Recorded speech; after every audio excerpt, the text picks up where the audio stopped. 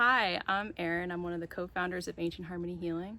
We're a group of women that got together to form a wellness company. Each of us healed chronic illness using medical medium protocols, light energy, and nature. And I am an intuitive healer, I'm a medium, and I'm really excited to be here today with you guys to share all the information that I can with you. And my purpose is to help elevate you to live your best life and to live a good, loving life. Today's topic is freeing yourself from negative encounters. So before I get into the minutia of all the things that I do, we have to do some groundwork. So I am sure everyone here has heard from multiple sources that we're made of energy. And that's true. I mean, I think it's hard to conceive on a day-to-day basis how true that is and how much manifestation we actually do just with our thoughts. But I think the important point here is that yes, we're made of energy, and energy comes in many, many different frequencies. So there's the loving frequency, there can be a hateful frequency, and we can be made up of all of these different types of frequencies. But at our very, very core, and some of us it's smaller than others, and some of it's bigger than others, depending on what we've been doing with our lives, there is the frequency of highest vibration. And in physicality, I see it coming down and resting at a point just kind of where your breastbone ends right here. And it's a beautiful, beautiful white light, and it can be used in visualization and in healing to deal with all different sorts of negative encounters in different ways. So now that we have that groundwork done, let's talk about finding that light. So when I tell you about the different ways that we heal, I'm always going to be telling you to come back to this light inside you. And to do that, it's like nature, it's natural, it's innate to you. We just kind of forgot. So you can connect to a past memory where you felt love and lots of warm feelings emanating from that spot in your body, and you can reignite that way. Or you can just close your eyes and kind of go inward until you feel it and connect to it and ask it to grow and kind of expand. Those are the two big ways that I use to connect to that. The third way that is somewhat less successful if I'm dealing with something really negative is I take light in from outside of me. So that's opening this crown chakra just by visualizing this spot on your body opening up and white light coming down through the crown all the way to your whole body and kind of igniting everything inside of you. And it can work. It's just sometimes if you are already kind of in that downward spiral, that one can be a little more difficult, at least for me. So that's finding your light.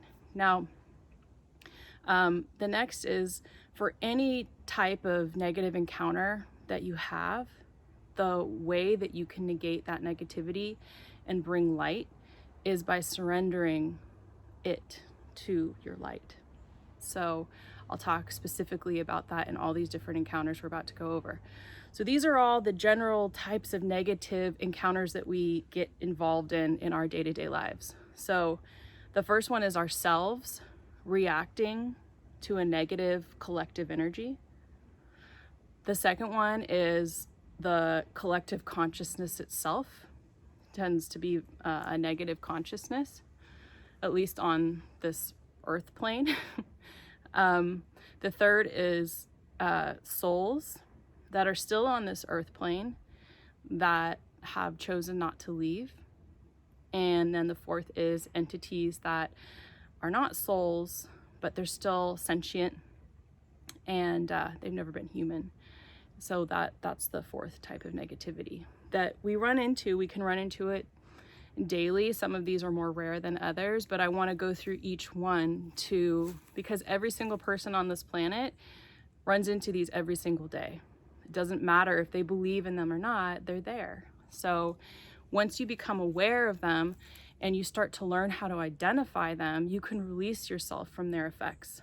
So the reason I put ourselves reacting to a negative collective energy as the number one negative encounter is because that's the number one that you're going to run into every day. So going back to what I was talking about with the fact that we're made of energy, you guys, all of us, we're creators, we're powerhouses. I mean, we can't even really conceive, we can't really even remember what we're capable of, but you create with every single thought that you have. So over time, you can create thought forms that form into something outside of yourself and that you carry around with you in your field. And these thought forms, let's say one you've been forming for a long time is, I'm not worthy. So you make this thought form and you feed it your whole life until it becomes what you feel like it becomes bigger than you, but it can never be bigger than you. You carry it around in your field, and you basically, this is your like half-formed child, right? You have told your child, I want you to tell me all the time that I'm not worthy. That's your job. That's what we do when we have negative thoughts that we think over and over and over again, and they just exist in this field, and they keep all these negative things coming back to us over and over and over again, because that's what we told them to do. They're our children, they're our creations. That's what we told them to do. So this is one where when you feel, it can be number one on your checklist if you're having a negative experience. You know, oh my God, I'm afraid I can't do this because I'm gonna fail. Or, oh my God, you know, I can't do this because I'm not capable, or whatever. The first thing you do when you feel those emotions is you say, stop. This is just voices coming from these thought forms that I have in my field. And then you put your arm around your thought form and you say, thank you so much for teaching me where I need to grow. Thank you so much for showing me where I have lack of love for myself. I'm so grateful for this opportunity to move forward. And you take that thought form and you bring it into the light inside your chest. You visualize it coming in to the light inside your chest, and it gets released. This poor thought form is the embodiment of whatever negative thing that you've been thinking. I mean, can you imagine what a wonderful thing it is to just release? So it's released. And you can say, I want to release you and reabsorb you. The energy, all this energy that I've been collecting inside of you, I want to reabsorb that into my light. I will have more light now.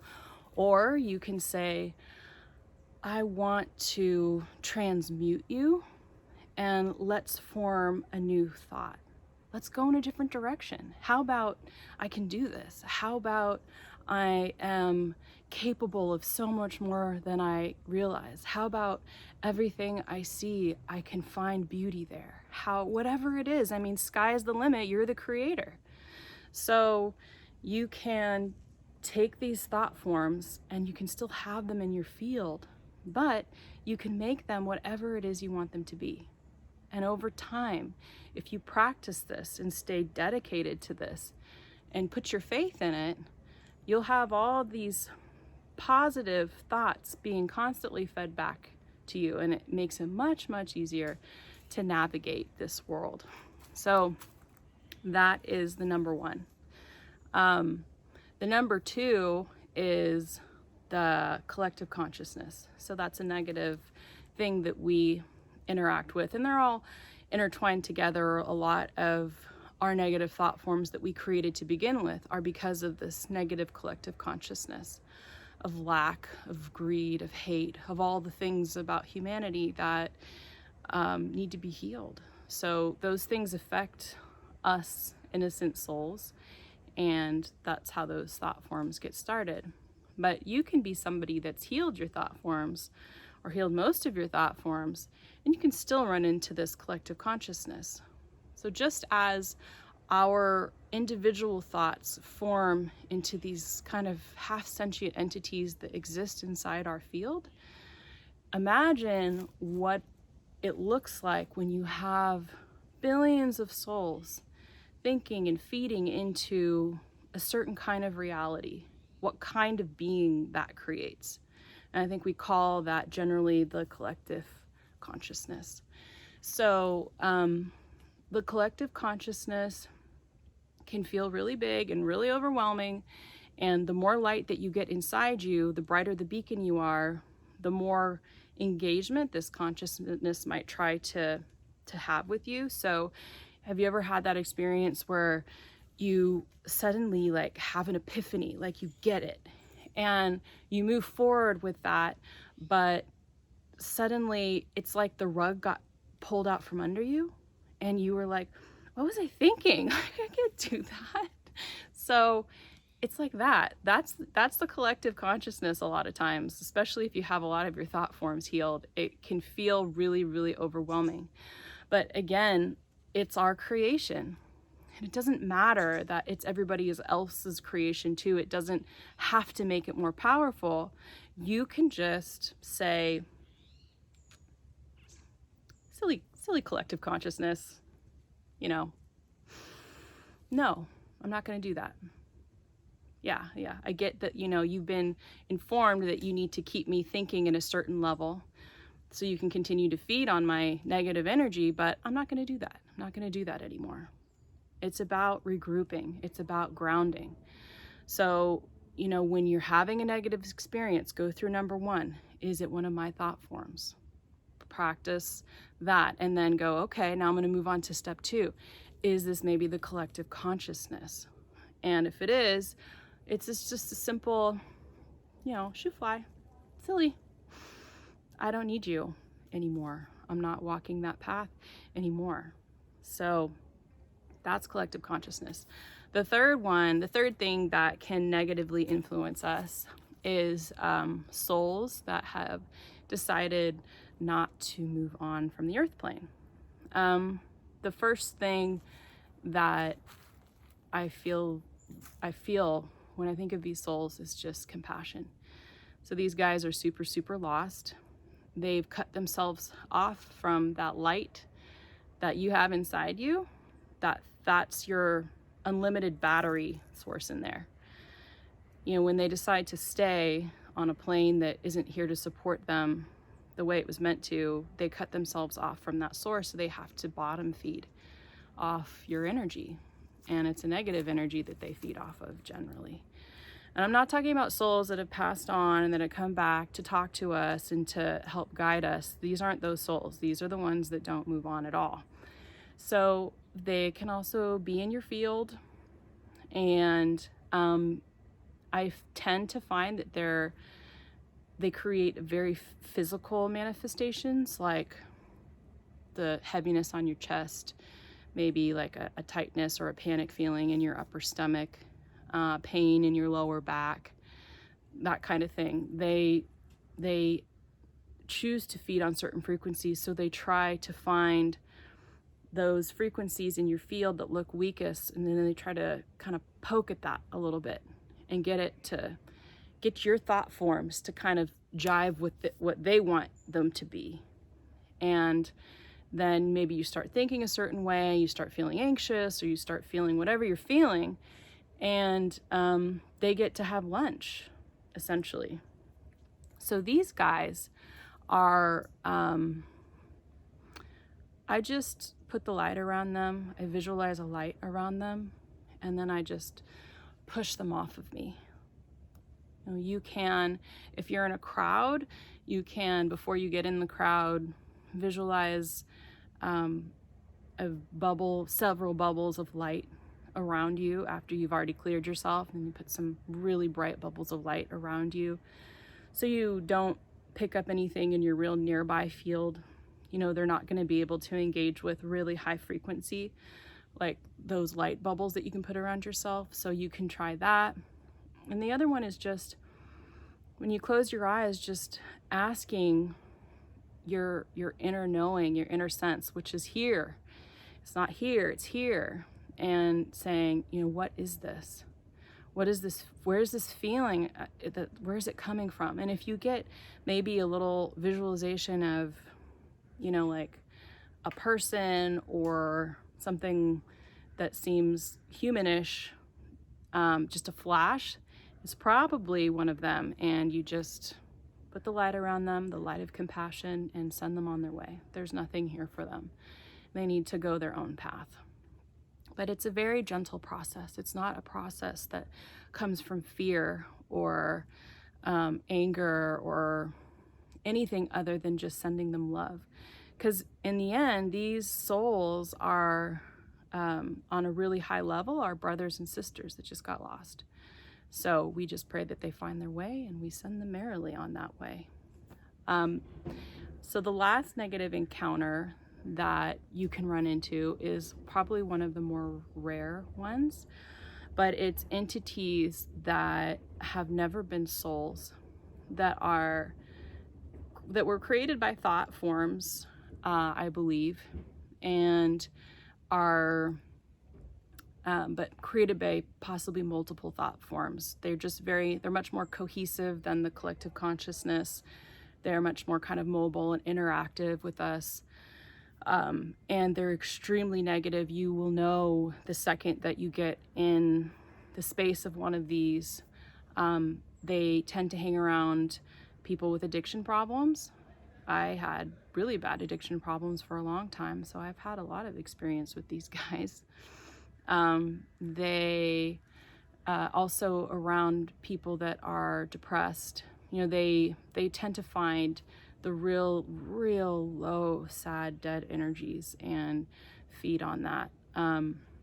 And with these guys, I treat them a lot like I'll treat discarnate souls, but sometimes I need to go through more visualization, more light, or I might need to bring somebody else in that's not so engaged and attached with these entities to help kick them out, because they are really good at triggering your fear frequencies. They're really good at it. It doesn't mean you need to be afraid, but if you feel those things, those fear frequencies, it makes them a lot stronger, and then things can just kind of get out of hand. So like I said, these are the rare ones. You don't need to be afraid of them. They're just triggering your fear response. And if you literally walked into a room and they showed themselves as like a big scary tooth monster and you were like, goodbye, then they would go. I mean, they're just really good at triggering your fear response, which is why they're so successful at what they do. But you guys can contact me if any of you are having individual problems with something like that. I have people that can come in and help you, or I can help you.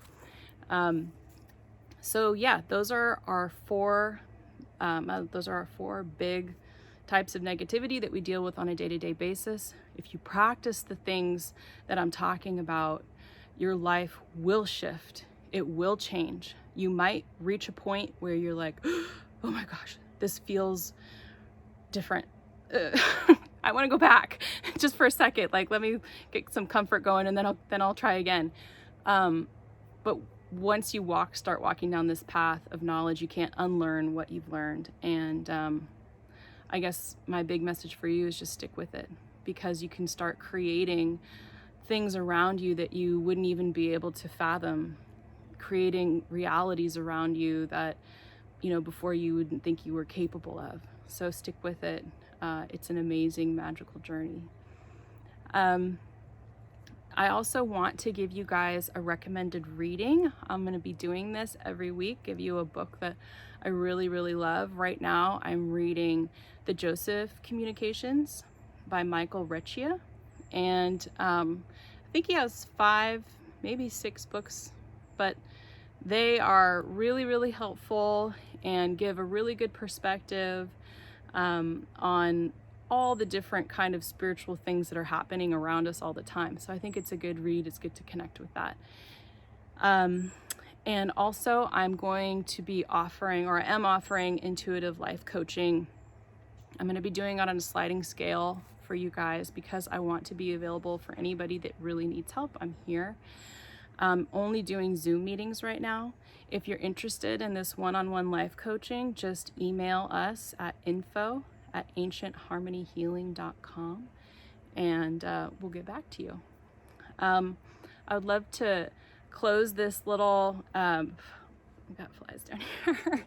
I'd love to close this little lesson with a blessing and just acknowledgement. So if you guys could do this with me, let's start to change this collective consciousness and start to change the world. Just one little blessing, one little moment, one little meditation at a time. So close your eyes. Get connected with that light in the center of your chest.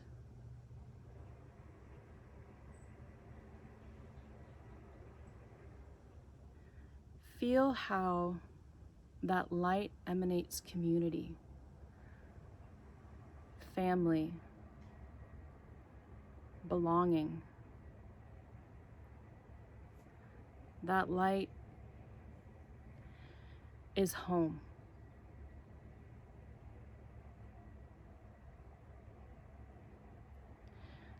Visualize that beautiful little light, a little ball of it coming out the center of your chest to float right in front of you.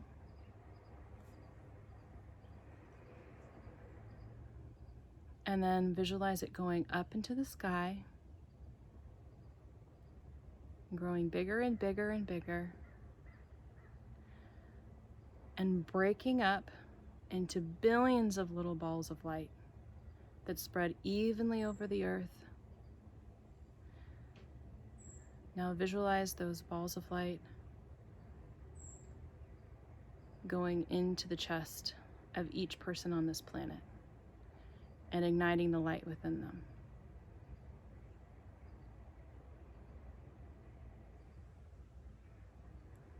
And visualize beautiful golden light around each one of those people.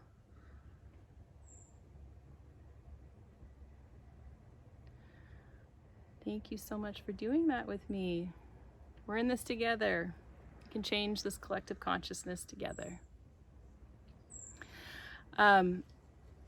Please join me for next week's topic. We're going to be discussing those moments of inspiration and what they really mean, and how to get between where you are right now and those moments of inspiration, how to make those moments real.